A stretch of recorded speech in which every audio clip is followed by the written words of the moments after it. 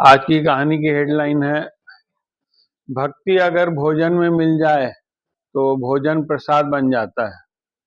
भक्ति अगर पानी में मिल जाए तो पानी चरणामृत बन जाता है। कहानी आज की पुरानी है और हर बीच से थोड़ा हटके है, आस्था और विश्वास पर है। ध्यान से सुनिएगा। एक संत साधु महात्मा रहते थे, गांव से थोड़ा दूर कुटिया बना के रहते थे। वो दिन भर राम का भजन करते थे, राम राम जपते थे, ढोलक से भजन कीर्तन करते थे। उसी के बाजू में एक और परिवार रहता था, जो उनका मुखिया सोचता था कि दिन भर राम नाम जपते रहता है और हमारी नींद खराब करता है। एक दिन गुस्से में आ गया उसके यहाँ कुटिया में और संत से बातबाजी करने लगा। क्या आप दिन भर राम धुनी करते रहते हो, तो क्या आपको राम जी आपको भोजन देते हैं क्या? बोले हाँ, राम जी तो मेरे को भोजन देते हैं। बोले मेरे को नहीं देते, मेरे को नौकरी में जाना पड़ता है, सुबह से रात तक मेहनत करता हूँ, तब 2 टाइम का भोजन मिलता है। तो बोला महात्मा ने कहा कि ठीक है, आप भी राम राम नाम जपो, आपको भी राम जी भोजन कराएंगे। दोनों में बात छिड़ गई। तो उसने कहा ठीक है, आज मैं राम नाम जपता हूँ, आज मैं प्रण करता हूँ, भोजन नहीं करता हूँ, देखता हूँ आपके राम जी आज कैसे मेरे को भोजन कराते हैं। वो भी बैठ गया उसके बाजू में राम राम नाम जपने। फिर सोचा आगे थोड़ा देर में घर नहीं पहुंचूंगा तो घर वाली आएगी, जबरदस्ती ले जाएगी घर में, फिर माँ है खाना खिलाएंगे, तो क्यों ना मैं यहाँ से दूर चले जाऊं, क्योंकि मेरे को भोजन करना नहीं है।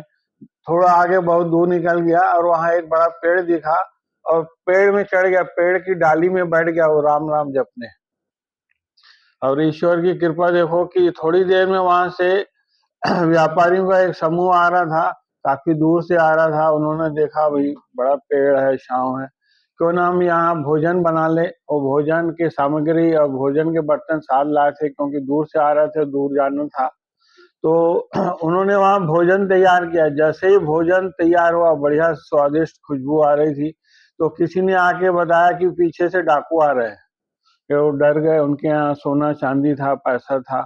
बोले यहाँ से भागो, भोजन तो घर भी जाके कर लेंगे। तो सब जो भी व्यापारी थे वहां से चले गए। थोड़ा देर में डाकू पहुंचे, उन्होंने देखा कि खुशबू आ रही, बढ़िया भोजन बना हुआ, मगर जिसने बनाया है वो खाया क्यों नहीं है।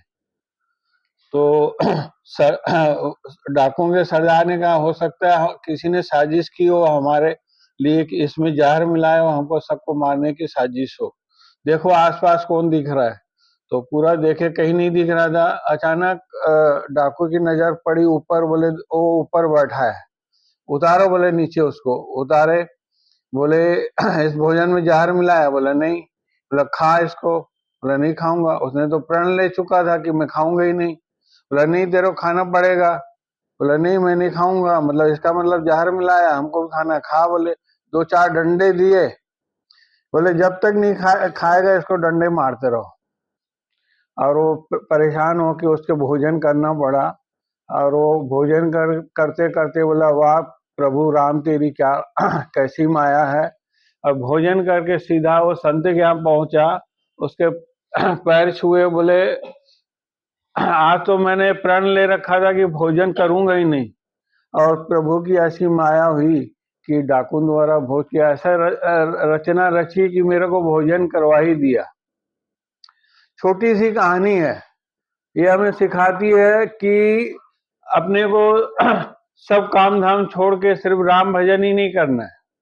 जो भी आप काम कर रहे हो, जो भी क्षेत्र में, जो भी व्यवसाय कर रहे हो, सर्विस कर रहे हो, पढ़ाई कर रहे हो, उनके साथ साथ जो भी आप गुरु को अपने को चाहते हो, जो भी आपके गुरु है, जो भी भगवान है, उनका नाम लो, भजन सिमरन करो, क्योंकि भक्ति में ही शक्ति है। अगर उनकी जरा से भी कृपा हो गई ना, आपके जितने भी काम है वो पल भर में हो जाएंगे।